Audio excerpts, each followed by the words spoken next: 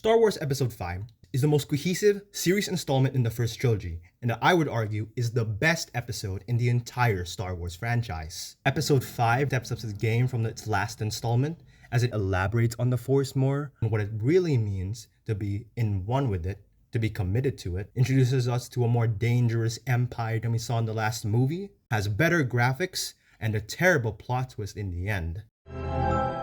So in episode 5, Luke is trying to be the hero he was in the last movie. He's trying to become a Jedi, but his personality from the last movie is contradicting him. Meanwhile, Han Solo and Princess Leia are being relentlessly chased by the Empire, with the head being Darth Vader.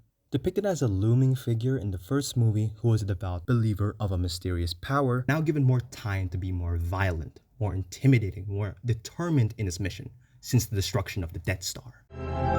Okay, like I said, episode 5 adds severity to our villains, but it also challenges our protagonists. In the beginning of the film, Luke gets attacked by a Wampa, gets shot in the Battle of Hoth, and almost dies. Yet Luke is too sure that he's going to win the battle again, that it backfires on him twice.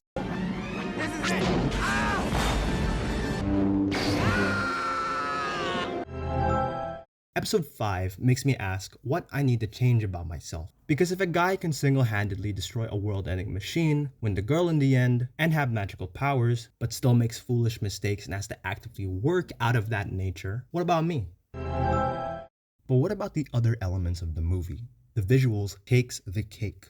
The shot of this empty white land they used to represent Hoth really sells how desolate and empty this planet is. The dark green background in Dagobah represents the wildness of the jungle. The dark blue in Cloud City represents a looming doom when Luke is fighting Darth Vader. There's still blue light, but it's lacking, just like Luke's training. The pacing couldn't be better. You never get a sense of delay, and you know exactly what we're doing in the movie. From the Battle of Hoth to the Falcon's escape to Luke's training and Luke's fight with Darth Vader. George was able to pack so much in just 2 hours, and it never feels dull. I'm very fond of the dialogue. Not saying I don't have any problems with it. I don't know where you get your delusions, laser brain. Laugh it up, fuzzball. Scenes with Yoda talking about the Force and how luminous beings we are, with the Rock, how we're not just a composition of flesh and bones, but life. Han and Leia's banter also got me smiling ear to ear, especially with the music that would always play. Luke and Darth Vader's short exchange is also pretty interesting, with Vader seemingly sounding like a teacher and leading Luke on to give in to his rage. Release your anger. Good stuff. The sounds make the sci-fi as believable as is. I mean, could you imagine a movie without these sounds?